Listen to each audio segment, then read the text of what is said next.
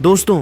टी20 world cup 2026 के super 8 मुकाबले में आज चेन्नई के चेपॉक मैदान पर जो सुनामी आई, उसने न केवल जिम्बाब्वे के गेंदबाजों के परखच्चे उड़ा दिए, बल्कि उनके सेमीफाइनल में पहुंचने के अरमानों को भी हमेशा के लिए मिट्टी में मिला दिया है। भारत के विशालकाय 256 रनों के पहाड़ जैसे लक्ष्य का पीछा करते हुए जिम्बाब्वे की टीम दबाव के उस बोझ के नीचे दब गई जिससे निकलना उनके लिए नामुमकिन था। इस करारी और अपमानजनक हार के साथ ही जिम्बाब्वे अब आधिकारिक तौर पर सेमीफाइनल की दौड़ से बाहर हो चुका है। मैच खत्म होने के बाद जब जिम्बाब्वे के कप्तान सिकंदर रजा पोस्ट मैच प्रेजेंटेशन सेरेमनी में आए तो उनके चेहरे पर नाकामी का गहरा अफसोस और हार की कड़वाहट साफ झलक रही थी।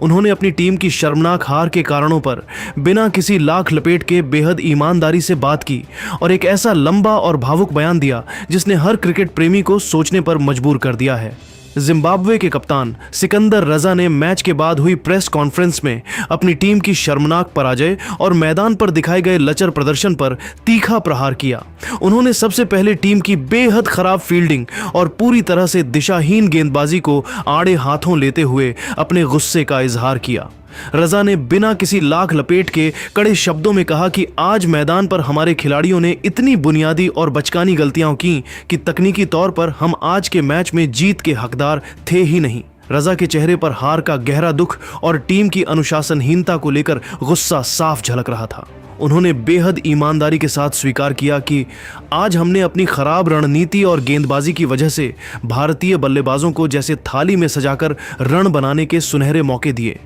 पूरे 20 ओवरों के दौरान हम एक बार भी उन पर कोई मनोवैज्ञानिक दबाव बनाने में सफल नहीं रहे और न ही हमने किसी भी मोड़ पर भारतीय बल्लेबाजों पर अपना शिकंजा कसने या उनकी रन गति को रोकने की कोई गंभीर कोशिश की। मैदान पर हमारे खिलाड़ियों का बॉडी लैंग्वेज देखकर ऐसा लग रहा था मानो वे सिर्फ मैच खेलने की औपचारिकता पूरी करने और ओवर खत्म करने के लिए उतरे थे। उनके भीतर जीत का वो जज्बा कहीं खो गया था। सिकंदर रजा ने विशेष रूप से चेन्नई के Chepauk M A Chidambaram stadium की उस पिच का जिक्र किया जिसके बारे में सबको पता था कि यहां गेंदबाजों खासकर स्पिनर्स के लिए काफी मदद हो सकती थी। उन्होंने यहां अपनी टीम की रणनीतिक विफलता को हार का सबसे बड़ा और मुख्य कारण बताया। रजा यही नहीं रुके, उन्होंने एक जवाबदेह कप्तान की तरह न केवल अपनी कप्तानी में की गई रणनीतिक गलतियों को स्वीकार किया बल्कि अपने गेंदबाजों की भी जमकर क्लास लगाई। उन्होंने सख्त लहजे में कहा कि आज गेंदबाजी के दौरान मैंने जो भी बदलाव किए या जो भी फील्ड सेट की वे बिल्कुल भी असरदार साबित नहीं हुए क्योंकि गेंदबाजों ने उस प्लान को एग्जीक्यूट ही नहीं किया। हमारे गेंदबाजों ने आज क्रिकेट के बुनियादी अनुशासन को पूरी तरह ताक पर रख दिया और किसी भी अच्छी लाइन या लेंथ पर गेंदबाजी करने की जहमत नहीं उठाई। हमने लगातार गेंद को भारतीय बल्लेबाजों के हटिंग स्लॉट में फेंका जिससे सूर्य कुमार यादव की 360 डिग्री बल्लेबाजी, हार्दिक पांड्या की पावर हिटिंग और तिलक वर्मा जैसे युवा और खतरनाक बल्लेबाजों को बड़े शॉट लगाने में जरा भी मशक्कत नहीं करनी पड़ी। रजा ने आगे बढ़ते हुए बेहद अफसोस के साथ कहा कि एक तरफ भारतीय बल्लेबाज कहर बरपा रहे थे तो दूसरी तरफ हमने जिस तरह से अनगिनत वाइड और नो बॉल फेंककर अतिरिक्त रनों की खैरात बांटी उसने भारत के कुल स्कोर को 250 के पार पहुंचाने में आग में घी डालने का काम किया। उन्होंने कड़वा सच बोलते हुए कहा कि जब आप भारत जैसी दुनिया की सबसे खतरनाक और सर्वश्रेष्ठ टीम के खिलाफ खेल रहे हों तो आप इस तरह की बचकानी और गैर जिम्मेदाराना गलतियां करके जीतने का सपना देखना तो दूर, उनके खिलाफ टिकने की उम्मीद भी नहीं कर सकते। आज हमने खुद अपने हाथों से यह मैच भारत की झोली में डाल दिया। गेंदबाजी के बाद सिकंदर रजा का सबसे बड़ा और तीखा हमला जिम्बाब्वे के बल्लेबाजों की उस सुस्त, थकी हुई और पूरी तरह से दिशाहीन बल्लेबाजी पर हुआ जिसने जीत की रही सही उम्मीदों को पावर प्ले में ही खत्म कर दिया था। रजा ने गुस्से में लाल होते हुए और बेहद कड़े शब्दों का इस्तेमाल करते हुए कहा कि क्रिकेट के मैदान पर जब आपके सामने 257 रनों जैसा एवरेस्ट जैसा विशाल और गगनचुंबी लक्ष्य खड़ा हो जिसका पीछा करना ही अपने आप में एक चमत्कार की मांग करता है तो आपकी अप्रोच दृष्टिकोण में वो भूख, वो आग और वो आक्रामकता साफ नजर आनी चाहिए थी। लेकिन आज हमारे बल्लेबाजों ने मैदान पर जिस कदर धीमी और रक्षात्मक गति से बल्लेबाजी की वह मेरी नज़र में किसी बड़ी बेवकूफ़ी और आत्मघाती कदम से कम नहीं थी। उन्होंने आगे कड़क लहजे में कहा कि अगर आपके मन में पहले ही हार का डर बैठ चुका था और आप मान चुके थे कि यह लक्ष्य हासिल नहीं हो सकता, तो फिर मैदान पर उतरने का कोई औचित्य नहीं था। टी20 क्रिकेट के इस आधुनिक और तेज रफ्तार दौर में जहां हर गेंद पर प्रहार करना अनिवार्य है, वहां अगर आप इतनी सुस्त शुरुआत करते हैं तो आप अनजाने में नहीं बल्कि जानबूझकर अपने ही पैरों पर कुल्हाड़ी मार रहे होते हैं और पूरी टीम को मझधार में छोड़ देते हैं। जिम्बाब्वे के इस टी20 वर्ल्ड कप 2026 के सेमीफाइनल की रेस से आधिकारिक तौर पर बाहर होने के गम ने रजा को भीतर तक झकोर दिया था और वे कैमरे के सामने बेहद भावुक नजर आए। उन्होंने रुंधे हुए गले से और अपनी सिसकियों को रोकने की नाकाम कोशिश करते हुए कहा कि सच कहूं तो इस साल हमारे पास जिम्बाब्वे क्रिकेट के इतिहास में एक नया स्वर्णिम अध्याय लिखने का और इतिहास रचने का एक बेहद सुनहरा और शानदार मौका था। हमने ग्रुप स्टेज में जिस तरह से बड़ी बड़ी विश्व विजेता टीमों को धूल चटाई थी, उससे पूरी दुनिया को लगा था कि जिम्बाब्वे इस बार कुछ बड़ा करेगा। लेकिन अफसोस की बात यह है कि जैसे ही हम सुपर 8 के इस बड़े और दबाव वाले मंच पर पहुंचे, हम पूरी तरह से प्रेशर के शिकार हो गए और हमारे हाथ पांव फूल गए। रजा ने आत्ममंथन करते हुए आगे कहा कि पहले वेस्टइंडीज के खिलाफ हमारा प्रदर्शन बेहद घटिया और निराशाजनक रहा था, जिससे हमने कोई सबक नहीं सीखा, और आज भारत जैसी दिग्गज टीम के खिलाफ हमने अपनी स्वाभाविक और अपनी निडर शैली पर खेलने के बजाय खुद को पूरी तरह से सरेंडर कर दिया। हम उस जज्बे, उस हिम्मत और उस जुझारूपन के साथ बिल्कुल नहीं खेले जिसके लिए पूरी दुनिया में जिम्बाब्वे क्रिकेट पहचाना जाता है। आज की इस हार ने न केवल हमारा सपना तोड़ा है, बल्कि हमें यह भी सिखाया है कि बड़े मैचों में बड़े दिल के साथ खेलना कितना जरूरी होता है। रजा की आंखों में टपके उन आंसुओं ने यह साफ कर दिया कि एक कप्तान के तौर पर उन्हें इस शर्मनाक विदाई का कितना गहरा मलाल है। लेकिन दोस्तों, सिकंदर रजा के इस विस्तृत और भावुक बयान का सबसे अहम, मार्मिक और दिल को छू लेने वाला हिस्सा वो था जब उन्होंने दुनिया के करोड़ों क्रिकेट प्रेमियों के सामने बिना किसी संकोच के टीम इंडिया की असली ताकत और उनके वर्चस्व को स्वीकार किया। रजा ने एक महान खिलाड़ी की तरह बड़ी शालीनता और ईमानदारी से भरे शब्दों में कहा कि आज चेन्नई की इस तपती गर्मी और चेपॉक के इस ऐतिहासिक मैदान पर हमें उस कड़वे और डरावने सच का एहसास हो गया है जिसे दुनिया की कोई भी टीम स्वीकार करने से डरती है, और वो सच यह है कि भारत को भारत की सरजमी पर और खासकर चेन्नई जैसे उनके अजयगढ़ में हराना लगभग नामुमकिन है। उन्होंने भारतीय टीम की गहराई पर चर्चा करते हुए आगे कहा कि टीम इंडिया के पास आज हर विभाग में, चाहे वो बल्लेबाजी हो, स्पिन गेंदबाजी हो या तेज गेंदबाजी, सिर्फ विश्व स्तरीय खिलाड़ी ही नहीं हैं, बल्कि उनकी बेंच स्ट्रेंथ भी इतनी ज़्यादा शक्तिशाली और काबिल है कि उन्हें रोकना या उनके खिलाफ रणनीति बनाना किसी भी विरोधी टीम के लिए एक भयावह और डरावना सपना बन चुका है। सिकंदर रजा ने भारतीय टीम को इस ऐतिहासिक और प्रचंड जीत की औपचारिक बधाई देने के साथ साथ प्रेजेंटेशन के अंत में एक ऐसी बड़ी, भावुक और गौरवपूर्ण बात कही जिसने न केवल स्टेडियम में मौजूद दर्शकों बल्कि दुनिया भर में फैले 140 करोड़ भारतीयों का सीना गर्व से चौड़ा कर दिया। रजा ने कैमरे की तरफ देखते हुए रुंधे हुए गले से लेकिन बेहद साफ और वजनदार शब्दों में कहा, मैं अपने दिल की गहराइयों और पूरी ईमानदारी से टीम इंडिया को इस शानदार, एक तरफा और रिकॉर्ड तोड़ जीत की दिली मुबारकबाद देता हूं।